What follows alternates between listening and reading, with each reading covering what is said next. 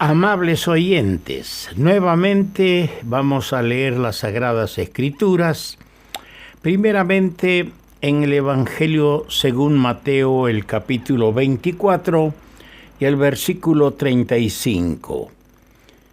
Nuestro consabido texto: el cielo y la tierra pasarán, pero mis palabras no pasarán.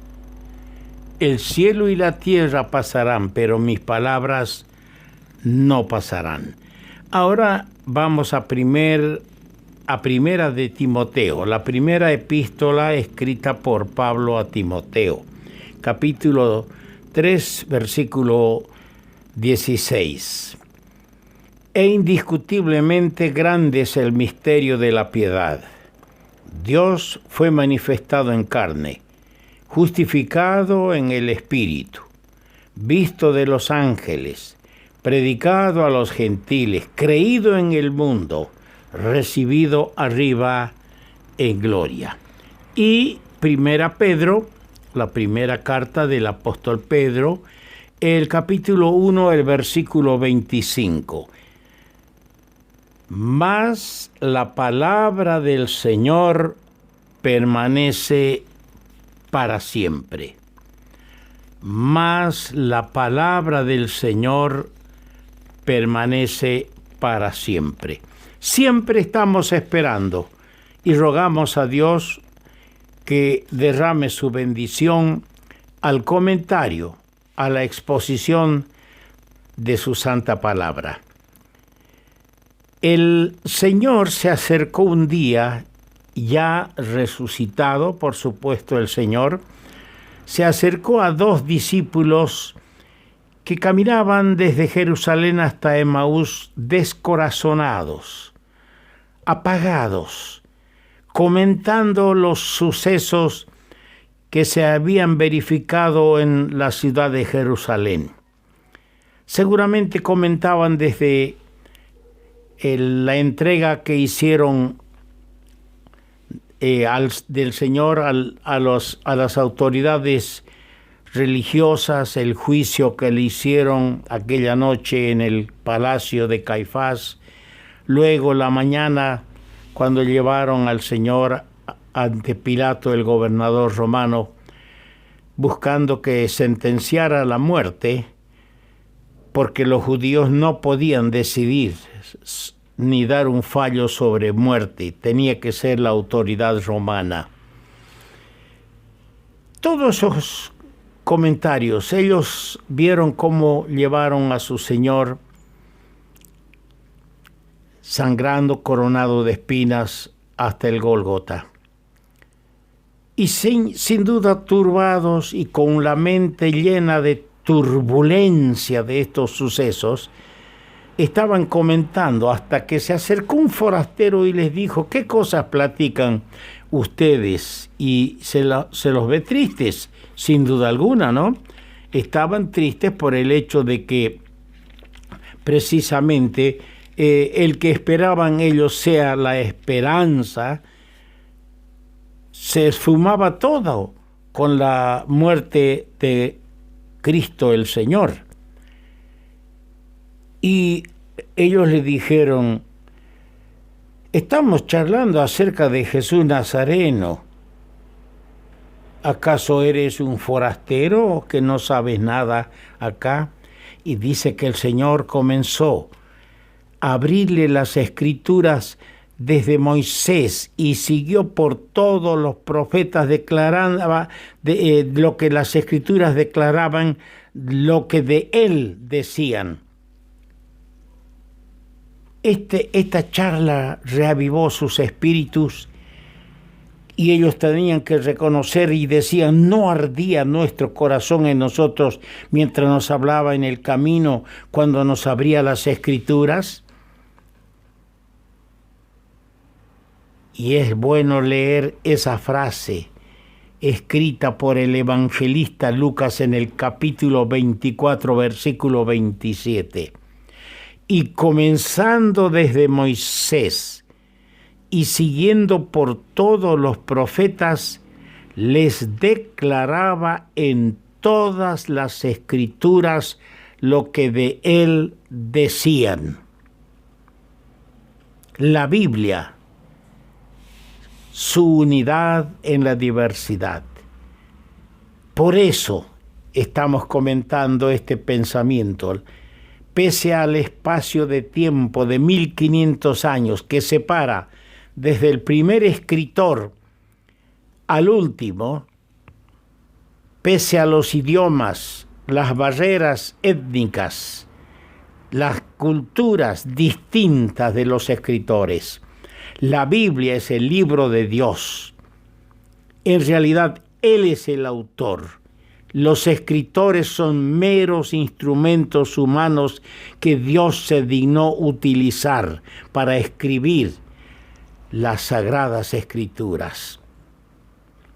Y hoy queremos ligeramente hacer un comentario. Ayer hemos estado hablando de la Biblia que daba testimonio de la existencia de un Dios vivo y verdadero, pero también se explaya en explicar que habiendo un Dios que existen tres personas en él.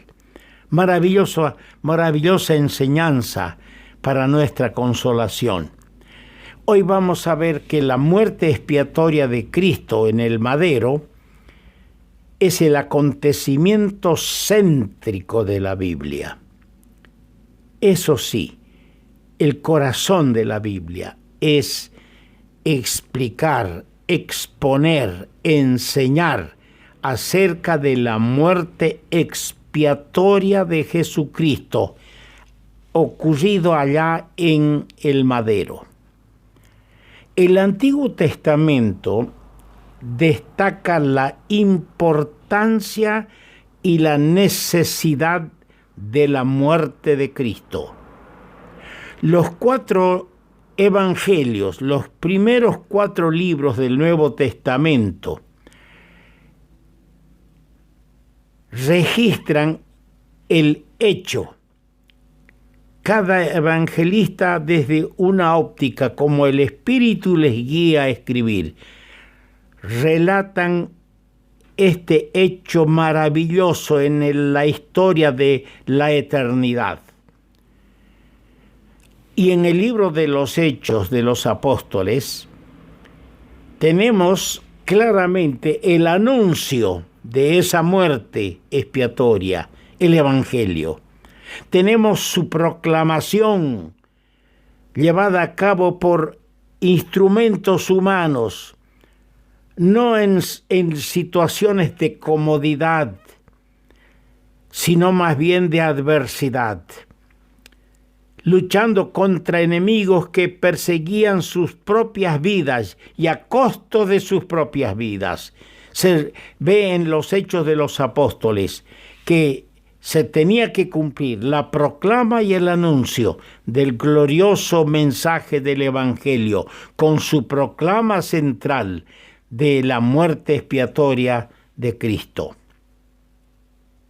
Pero las epístolas de los apóstoles, las cartas apostólicas como las llamamos, descubren su significado. Ahí entendemos el significado de su muerte, la constitución de iglesias como centros de proclama del nombre glorioso de Cristo. Por algo dijo, donde están 2 o 3 congregados en mi nombre, allí estoy yo en medio de ellos. Y el último libro de la Biblia, el Apocalipsis, revela el resultado de la muerte expiatoria de Cristo. ¡Qué coordinación!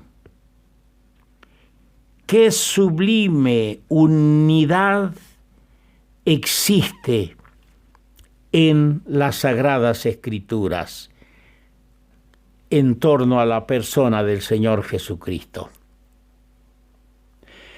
En el lugar de la calavera, del Calvario o del Gólgota, los hombres clavaron en un madero al Señor de la gloria. Y este hecho ocurrido allí jamás será olvidado por los hombres y mujeres que se pierden,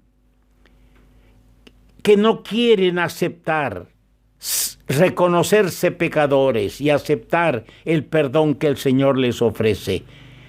Este hecho ocurrido allí en el Gólgota, nunca lo van a olvidar los que van a la perdición, pero siempre será recordado por los que se salvan. Recordaremos los redimidos, los pecadores, no mejores, sino pecadores salvados, arrepentidos. Vamos a recordar siempre el hecho sublime de la muerte de Cristo en el madero. En el pasado, Cristo vino para sufrir y morir, para dar su vida en precio de rescate por muchos, para buscar y salvar lo que se había perdido. En el porvenir, en el futuro, Cristo vendrá para buscar a los suyos y para reinar. Es el primero y el último. Él es el alfa y omega, el principio y fin, que es, que era y que ha de venir. De este Jesús dan testimonio todas las Escrituras. Bien dijo el Señor en Juan 5:39, escudriñad las Escrituras, porque ellas son las que dan testimonio de mí.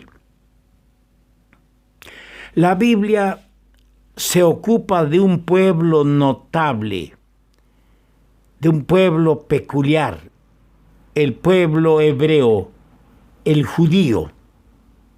El Antiguo Testamento se ocupa principalmente de él, de Israel, mientras que el Nuevo, sin dejar a un lado a Israel, se ocupa más bien de la iglesia. Esa es la ocupación principal del Nuevo Testamento, la iglesia. Si el Antiguo Testamento se ocupa de Israel, el Nuevo se ocupa más de la iglesia. En otras palabras, este libro se ocupa del pueblo de Dios y de todo lo que le concierne, mientras que descubre y describe las bendiciones propias de los que son de Dios en todos los tiempos. Revela también la suerte y el castigo de los que les persiguen y les antagonizan. Numéricamente reducido, los judíos han ejercido en el pasado y ejercen en el presente una influencia sorprendente en el mundo, en todos los órdenes de la vida. Los judíos han sobrevivido a las persecuciones más crueles que se registran en la historia de la humanidad. No han sido exterminados y nunca lo serán, porque Dios tiene propósitos. Israel tendrá que pagar caro lo que ha hecho con el Hijo de Dios, pero Dios tiene propósitos para ese pueblo. Vamos a continuar con este hermoso tema de la unidad de la Biblia.